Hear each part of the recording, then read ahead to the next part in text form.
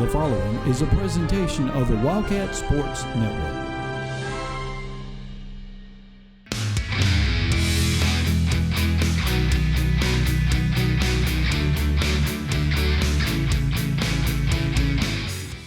Hello everyone and welcome to Cat Chat, where we are chatting it up with the head coaches of your Wildcats. Talk about the week that was and the week to come here in LC Athletics. I'm Sports Information Director Richard Tiberville, and today we are talking with the head women's basketball coach of your Lady Cats, Matt LeBato. Coach LeBato, thank you for joining us here today. Thanks, Rich. Thanks for having me. Now, it was a long and winding road to get to where we are now. Last season for you ended kind of at a natural stopping point for your season. So it's not like you had a season cut short, but this season start got delayed by like a month and a half for you. Right. And then you ended up being the first LC team to return to the playing surfaces as y'all played an exhibition against ULM. And so talk about that, getting back to the court after everything that went on in the spring and summer of 2020. Right. So, of course, everybody knows the quarantine happened. And so it was a long summer and spring, like you said. But we actually got able to get started in October this year, which was a new rule in D3. So practice started a little bit earlier, but games were pushed back. So we spent a good month and a half of, really locking in on our defenses and putting a little bit more skill work in and just getting a little extra time together, which was great. But when it got to around November, we were ready to play somebody. And, it's natural just you want to play games and compete against somebody else instead of just practicing against your team every day. So those games got getting pushed back. It was a little bit of a headache, but everybody dealt with it in the whole country. But it was nice to able to play ULM, and they have a great coaching staff, a good team over there. It's fun to go over there. They treat us right, and just able to get out there and compete. And then, as if all that wasn't odd enough, your first game that actually counted against McMurray ended up being moved across town to LSUA because of repairs being done inside HO West. But you come out of that game with your season opening victory. Talk about that game, going to LSUA, and then just the game in general from what you remember. I know it's been about a month and a half since that game's been played. Right. So very thankful for LSUA to step in and let us use the facilities while we're getting repairs. It's always nice to get a win. Don't matter if it's in a rec gym or in a coliseum. It doesn't matter. We love playing the game and getting wins. So and the girls to get another chance to play somebody more on our level instead of an exhibition match was great. We were able to see the things we work on in practice and try to execute them in the game, and it paid off for us. They played hard. We executed very well on the defensive end, and we were able to hit some shots also. But now the big talking point of this week, where we're sitting right now, the comeback win in overtime against Ozarks to open conference play officially, start 1-0 in conference, and then just award after award after award being honored to sophomore forward Alex Harrison for her play. A 2020 game against Ozarks and coming in big in the clutch. Yes. Big time win for our program for us to come back. We fought. We knew we got out to a slow start, and it might have been rust being off a little bit, but I'm a firm believer in execution and strategy. So we just went back to the our game plan a little bit stronger in the second half. We knew we just got to chip away a little bit, and the girls started really locking in on the things we worked on. So that helped. And then Alex was big time late in the game. But, her stuff didn't start that night. She put in big time work over the summer, fall, and then it was just another day for her then when she got to that time. So we always talk about you can't turn it on like a light switch. You got to lay a foundation and do the right things every day, and then it's going to add up when game time comes. Now, you talk about the slow start, ended up down 16 points in the first quarter, and then you said the phrase chipping away, and it was literally chipping away, like little 6-2 runs here and there. It wasn't one big run that all of a sudden you're back in the game. Just talk about what it takes to get down. You talk about the rust, 30-plus days, more than a month off between games, and Ozarks had played all their games up to that point, so they were even though they were 0-5, they Right. were still in their rhythm, as it were. Just talk about that slow start and then just that ability to start chipping away and get back in the game. Right. So, basketball is a possession game. You can't think too far ahead. You got to just think about next possession. You can't think about the last possession. So that's all we wanted to do. We broke it down into just one possession games, and then once we get one stop, we wanted to try to get 2 in a row. And then once we got 2 in a row, we want to get 3, and that's called a kill. We track kills, 3 stops in a row, and then we move on to the next 3 possessions. And that's how we try to do it, trying to get stops in consecutive order.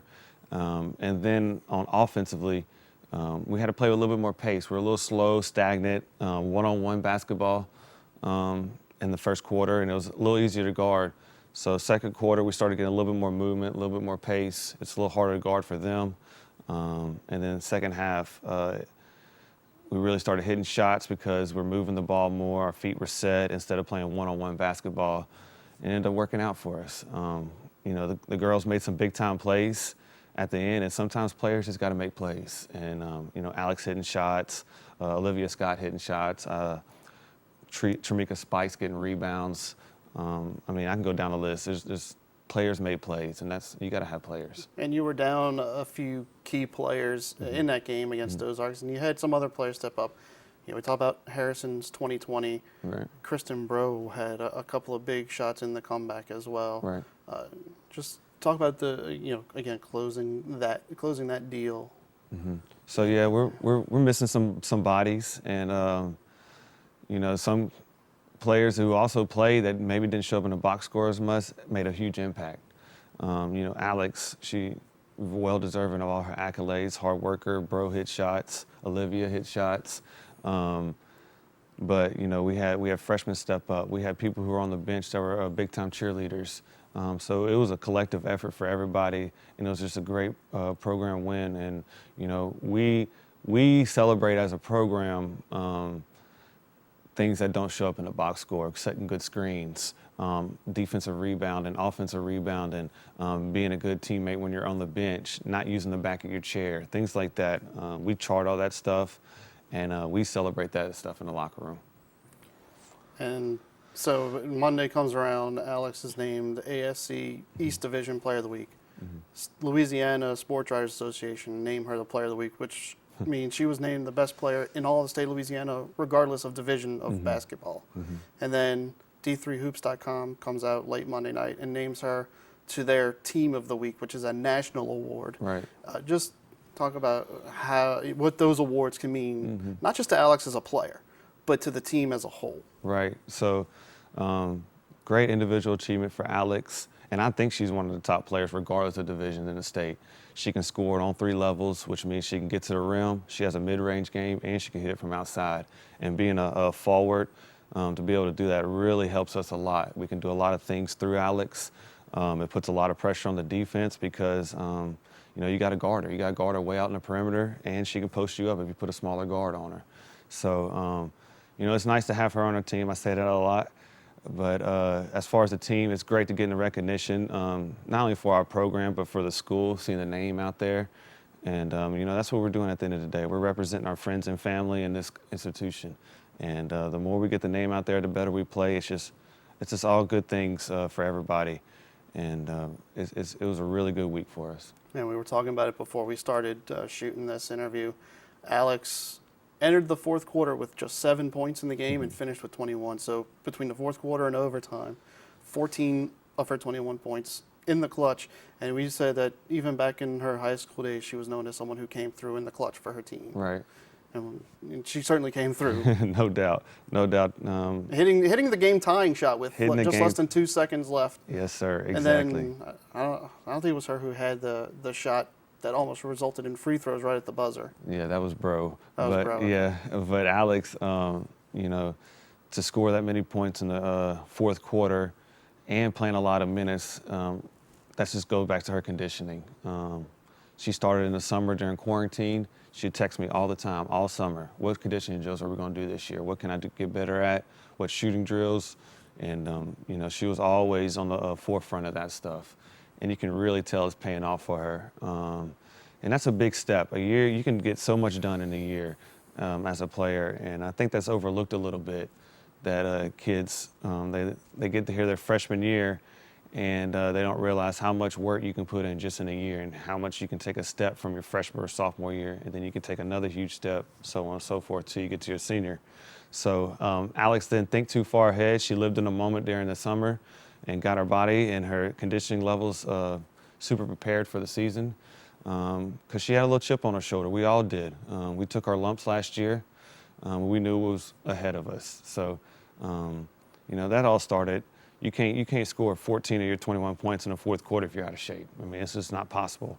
And then hitting the big shot at the end is just icing on the cake for her. But it all started in the summer and in the fall for Alex. And she continues to do that stuff every day. She's a leader.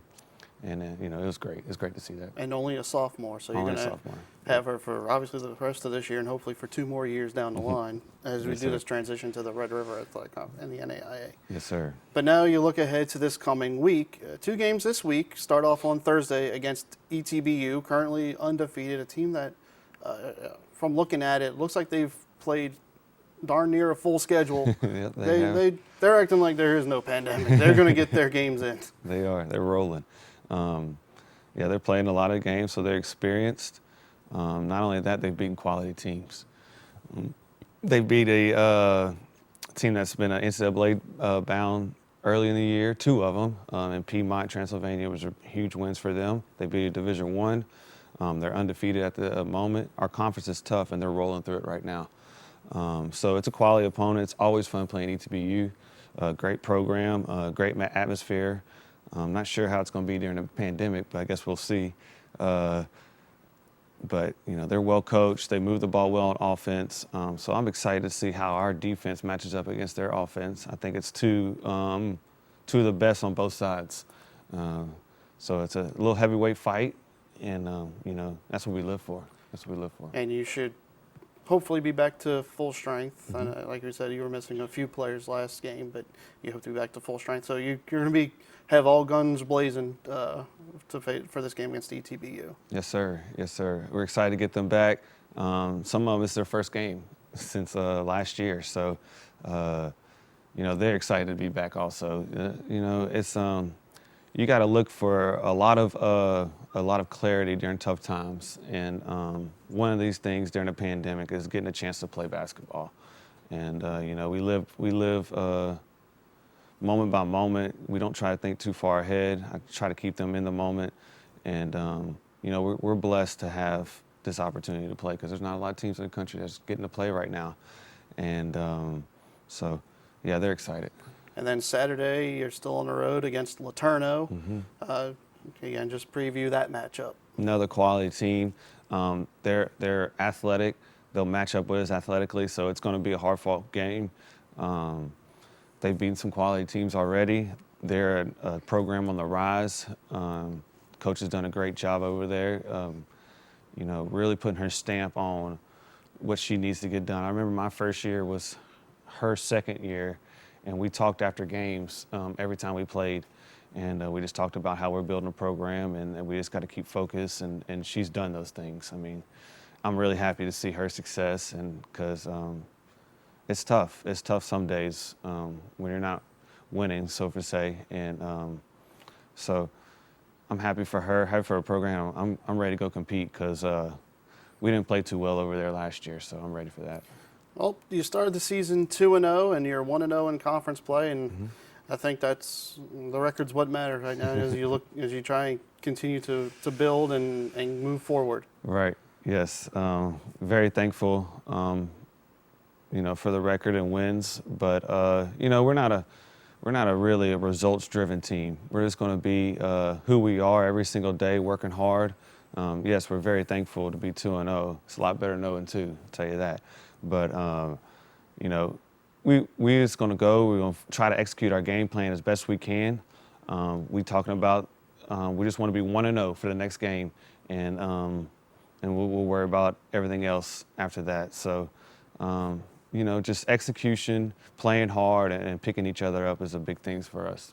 All right, Coach Matt LeBato, thank you so much for joining us here today. Yep. Congratulations on the big win last week, and good luck in your 2 games this week. I appreciate you, Rich. Appreciate And it. all games will be streamed online. We will have links posted on the day of the contest, so you can follow LC_WBB on Twitter, and you get those on the morning of game day, where you can find the streams or the links to the streams and live stats of each contest.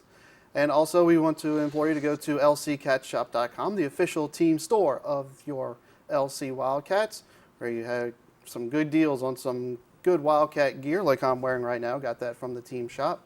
You can go ahead and get your shirts and all your LC gear over there at lccatsshop.com. I'm Richard Tiberville. Thank you so much for watching today's Cat Chat.